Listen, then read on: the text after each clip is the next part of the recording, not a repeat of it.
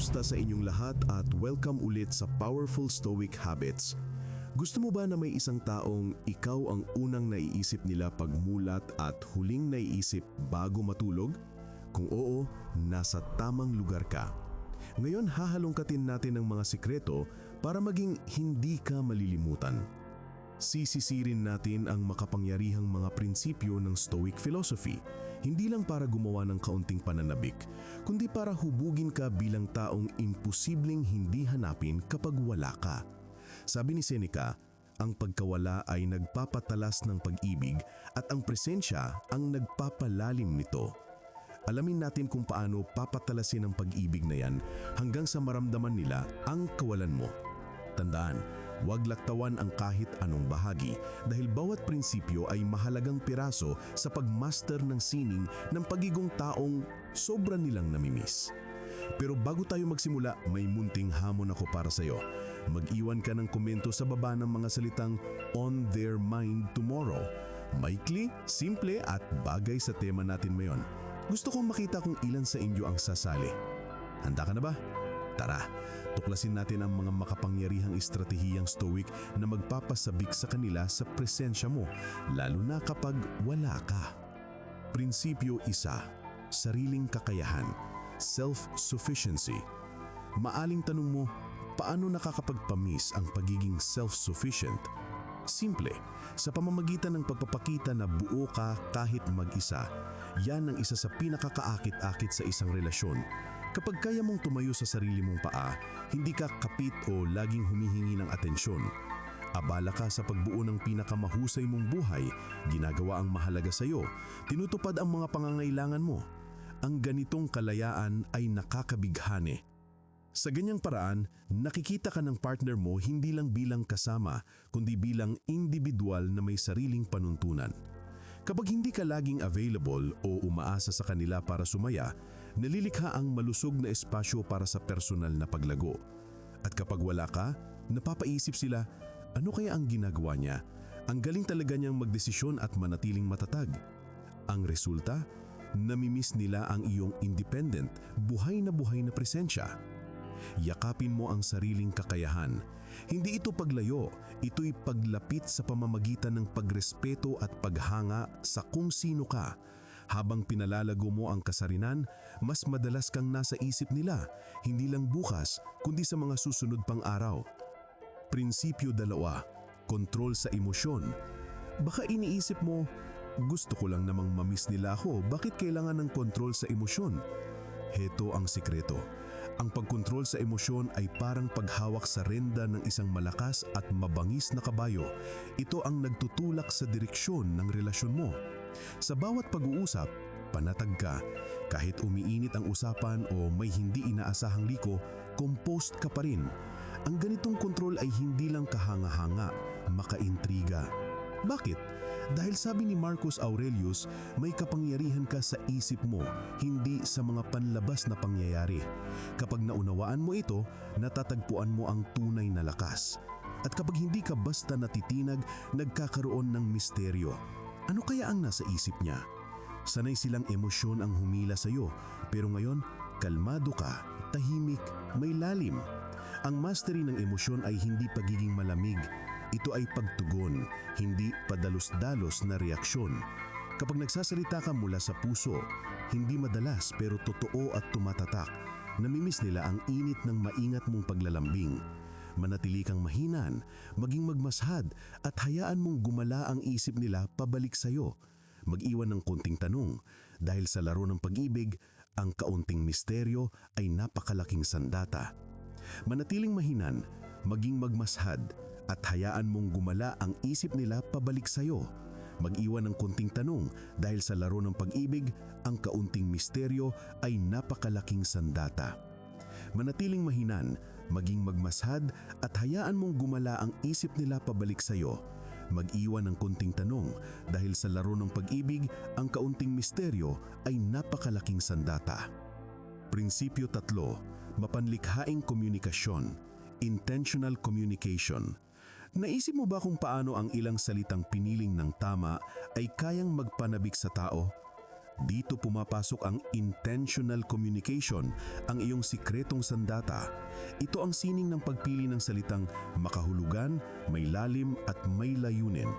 Hindi lang basta salita, kundi paghubog ng koneksyon na tumatatak. Sabi ni Seneca, magsalita ka ng may saysay para nais ka pang marinig ulit. Layunin na din hindi lang makipag-usap, kundi ipadama na miss nila ang karunungan mo, ang tawa mo, at ang iyong natatanging pananaw.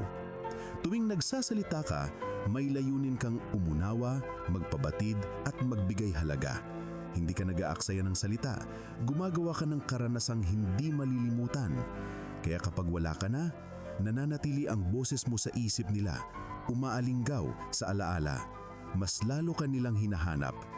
Gamitin mong wasto ang boses mo. Piliin ang salita. Magsalita ng may charm, isip at damdamin. At panoorin kung paano hahanapin ka ulit. Prinsipyo 4. Pagtanggap sa pagkawala. Parang kabaliktaran pero totoo. Ang pagtanggap sa mga panahong magkakalayo kayo ay lalo pang nagpapalapit sa inyo. Kapag niyakap mo ang mga sandaling wala kayo sa isa't isa, tumitindi ang pananabik. At sa pagbabalik, mas lumalalim ang koneksyon. Ang pagkawala ay hindi lang nagpapamiss, nagbubunga rin ito ng pag-aasam at pasasalamat. Kapag tinanggap at pinahalagahan mo ang oras ng pag-iisa, ipinakikita mo na buo ka. Ipinaparamdam mo na nauunawaan mo na ang tunay na koneksyon ay nasa kwalidad, hindi sa palaging magkasama. Sabi ni Epictetus, ang kalayaan ang taning layuning karapat-dapat sa buhay. Pakawalan mo ang pangangailangang kumakapit palagi at panoorin kung paano nagbabago ang dinamika ng relasyon sa liwanag ng kalayaang yon. Gawin mo ito. Sa halip na sunod-sunod na mensahe, magbigay ng kaunting espasyo. Hayaan ang katahimikan sa pagitan ninyo na maging bukal ng kuryosidad at munting misteryo. Sa ganitong paraan, hindi ka lang parte ng rutina, nagiging highlight ka. Ikaw ang moment na inaabangan. Maging komportable sa alon ng paglapit at paglayo. Yakapin ang oras ng pag-iisa. Matutong mahalin ang sariling presensya. Dahil dito, mas nagiging kaakit-akit at kapanapanabita. At kapag nagkita muli, parang panibagong simula, mas sariwa, masigla at mas makahulugan. Huwag matakot sa sandaling wala ka sa tabi nila. Hayaan mong damhin nila ang pagkawala mo ng sapat para hanapin ka. Ang absence ay puwang para sa pag-usbong at pananabik. Sa muling pagkikita, mas ramdam ang tuwa at pagpapahalaga. Huwag matakot sa sandaling wala ka sa tabi nila. Hayaan mong damhin nila ang pagkawala mo ng sapat para hanapin ka. Ang absence ay puwang para sa pag-usbong at pananabik. Sa muling pagkikita, mas ramdam ang tuwa at pagpapahalaga. Prinsipyo 5. Pagkamalawak sa kasalukuyan. Paano nakakatulong ang lubos na presensya para mas mamiss ka kapag wala ka? Simple, dahil kapag bawat sandali ay ginawa mong makahulugan, mas dama ang pagkawala mo. Ang pagiging mindful ay buong atensyon sa bawat usapan, bawat tingin, bawat tawa. Hindi ka lang naroroon ka ng buo, katawan, isip, damdamin, diwa. Binabago nito ang ordinaryo, ginagawang alaala. Sabi ni Marcus Aurelius, gawin mo ang bawat kilos na parang ito na ang huli mong pagkakataon. Ilapat mo ito sa bawat oras ninyong magkasama, bawat usapan, bawat tawa, bawat tingin. Gawing parang pinakamahalagang sandali. Kapag kasama ka, may intensity ang presensya mo. Hindi mo sinasayang ang oras. Bawat salita at reaksyon may saysay. Kaya hindi kayo basta magkasama, gumagawa kayo ng sandaling tumatatak. Kapag wala ka, hinahanap nila ang presensyang yun. Ang lalim ng atensyon mo na hindi lang nakikinig, kundi tunay na nauunawaan. Sa tuwing kasama mo sila, lumubog ka ng buo. Iparamdam mong tunay kang narito. Gawing sikreto ang mindfulness sa resipi ng pagiging hindi makalimutan. Kapag buo ang presensya mo, may naiiwan kang piraso ng sarili mo sa puso at isip nila, kaya bukas, ikaw pa rin ang nasa isip nila. Prinsipyo 6. Consistency sa komunikasyon. Paano nakakatulong ang tuloy-tuloy na maingat na paraan ng pakikipag-usap para mas maramdaman ang pagkawala mo? Ito ay tungkol sa paglikha ng inaasahang kwalidad, ang pagiging maaasahan sa bawat usapan. Kaya kapag hindi ka nakakausap, ramdam nila ang puwang. Ang consistency sa komunikasyon ay hindi pagbomba ng mensahe buong araw. Ito ay pagtatatag ng pattern, isang ritmong puno ng kahulugan at tiwala. Halimbawa, simpleng good morning, mabilis na check-in sa tanghali o maikling kwento tuwing gabi. Sa paulit-ulit na gawi, nagiging bahagi ka ng araw nila, inaabangan at pinapahalagahan. Gaya ng sabi ni Seneca, ang regularidad ay tanda ng karunungan sa komunikasyon. Pinapaalala ng regular na ugnayan na maalaalahanin ka, mapagkakatiwalaan at nagbibigay halaga. Kahit gaano ka kaabala, hindi mo nakakalimutang kumustahin sila. Nagiging sandigan nila ang consistency mo, pinagmumula ng ginhawa at katatagan. Kaya kapag bigla kang nawala o nakaligtaan mong mag-message, agad nila itong napapansin at doon ka nila hinahanap. Sa consistency, unti-unti mong inihahabi ang sarili mo sa tela ng kanilang araw-araw. Kapag wala ka, namimiss nila ang init at seguridad ng mga mensahe mo. Inaasam nila ang muling pagdampi ng presensyang dulot ng simpleng, "Kamusta?" Gawin mong tatak ng komunikasyon ang consistency at makikita mong hahanapin nila ang mga katahimikang iniwan ng pagkawala mo. Layunin natin, manatili kang nasa isip nila bukas. Hindi lang minsan, kundi palagi. Prinsipyong 7. Buhay na may layunin. Paano nakakatulong ang pamumuhay na may layunin para mas hanap-hanapin ka? Simple, nagiging tao kang may sigla, may malasakit at aktibong lumalahok sa makabuluhang bagay. Kapag may direksyon ka, hindi mo hinahayaang iba ang magpuno ng oras mo. Pinipili mong bigyang saysay ang bawat sandali. Ang taong may layunin ay mas kaakit-akit at mas misteryoso. Ipinapakitang meron kang pangarap na lampas sa relasyon. May papel ka sa mundo. Dahil dito, mas kahanga-hanga ka. Sabi ni Seneca, naliligaw ang ating mga plano kapag wala tayong malinaw na layunin. Kapag hindi alam ng tao kung saang daungan siya pupunta, walang hangin sapat. Kapag malinaw ang layunin mo, mas nakatuon ka at mas kapanapanabig ka kausap. Ikwento mo ang mga proyekto mo, ang volunteer work o malikhaing gawain. Kita sa iyo ang sigla habang nagkukwentuhan at nakakahawa ito. Kapag magkalayo kayo, namimiss nila ang enerhiya mo. Naaalala nila ang buhay na buhay mong mga kwento at napapaisip, ano na kaya ang bago niyang ginagawa? Sa pamumuhay na may layunin, lagi kang lumalago. Bawat ugnayan ay sariwa at nakakapagpalusog ng diwa. Kapag wala ka, namimiss nila ang pagiging bahagi ng makabuluhang mong paglalakbay. Kaya yakapin mo ang mga layunin mo. Hayaan magsilbing ilaw ang pamumuhay mong may saysay. Dahil dito, mas madalas kang sumasagi sa isip nila. Hindi lang dahil mahal ka nila, kundi dahil hinahangaan nila kung paano mo'y hinayakap ang buhay. Prinsipyong 8. Moderasyon sa matinding emosyon. Paano nakakatulong ang paghawak sa sarili sa oras ng matinding emosyon para mas hanap-hanapin ka? Ito'y tungkol sa balansing dinamika kung saan ang emosyon ay ipinapahayag ng maingat, malalim at may kahulugan. Sa pagpipigil sa sobrang reaksyon, sobrang saya man o sobrang lungkot, naiiwasan mong malunod sila. Ito ang landas ng katahimikan at karunungan. Hinahawakan mo ang sitwasyon ng may hinahon at nagpapakita ng pagmamahal na tapat pero hindi nakakasakal. Sabi ni Marcus Aurelius, ang pinakamainam na paghihiganti ay maging hindi katulad ng nangakit sa iyo. Sa relasyon, ibig sabihin nito'y hindi ka bibigay sa bugso. Tumutugon ka ng may isip, hindi pa dalos-dalos. Isipin mong may hindi pagkakaunawaan. Sa halip na sumabog, pinipili mong makinig, umunawa, at magpahayag ng may respeto. Kapag nagpapakita ka ng pagmamahal, hindi ito pilit, bukal sa loob. Ang ganitong balanse ay nagbibigay puwang sa pananabik. Alam nilang totoo ang nararamdaman mo, hindi lang bugso ng damdamin. Kapag wala ka, namimiss nila ang katatagan mong dala. Ang mahinang ngunit malalim mong tinig, ang mensaheng may laman. Hindi ibig sabihin na moderasyon ay wala kang damdamin. Ikaw ang may hawak sa emosyon mo, hindi sila ang may hawak sa iyo. Ang ganitong stability ay kaakit-akit, pundasyon ng respeto at paghanga. Sa ganitong paraan, sa kinabukasan, ikaw pa rin ang nasa isip nila.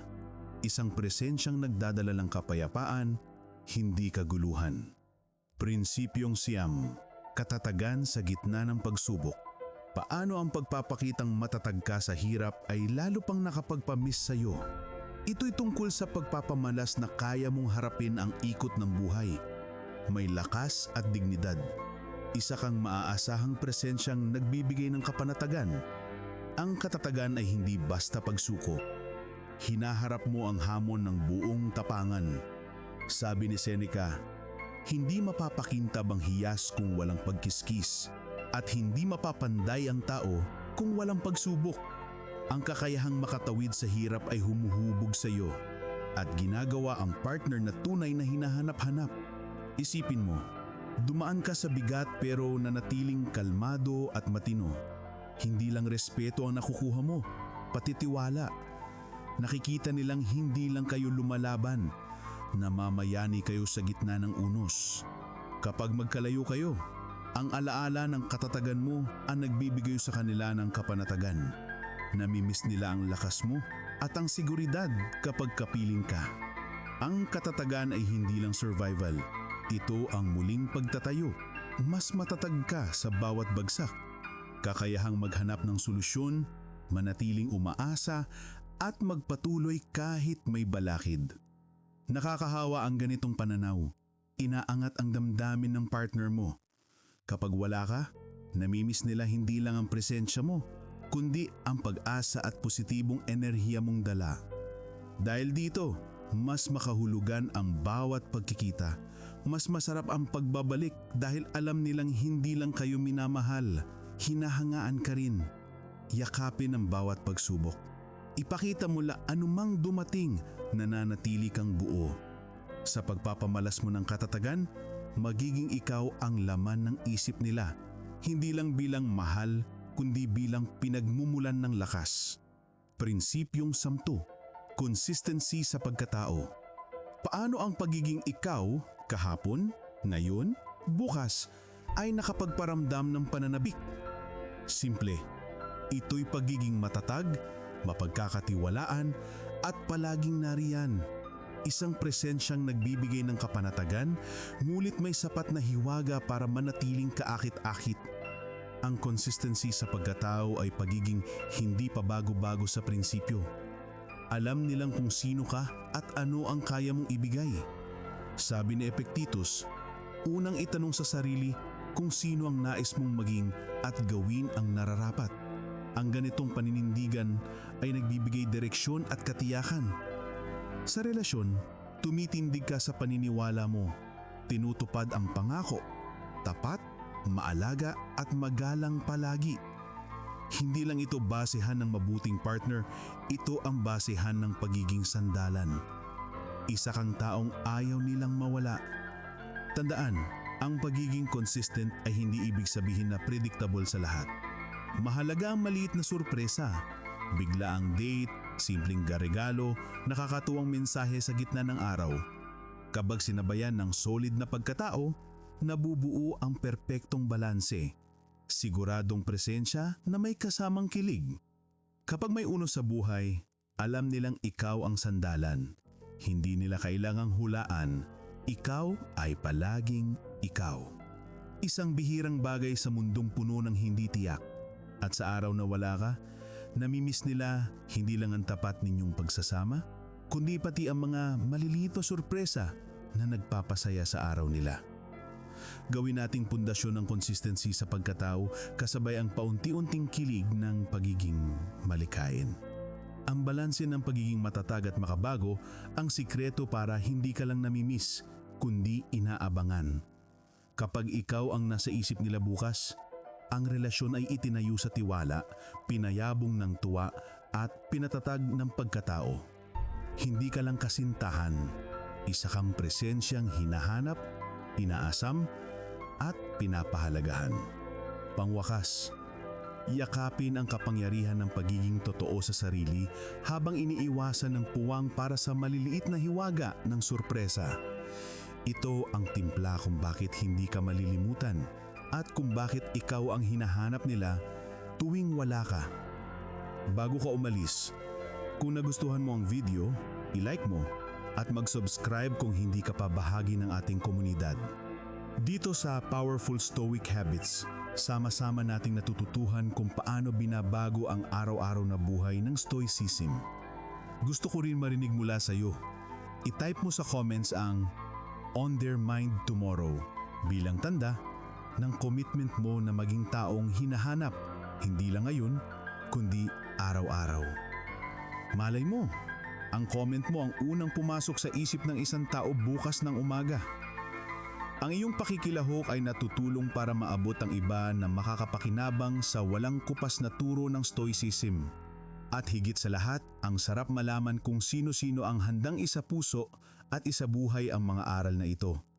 Salamat sa panonood. Panatilihing buhay sa puso ang prinsipyo ng Stoicism, manatiling matatag, maging resilient at patuloy na lumiwanag sa natatanging Stoic na biyaya. Tandaan, ang landas tungo sa pagiging hindi malilimutan ay nagsisimula sa sarili. Maging taong pinapahalagahan, minamahal at hinahanap araw-araw. Hanggang sa susunod na video, ingat at ipagpatuloy ang paglalakbay.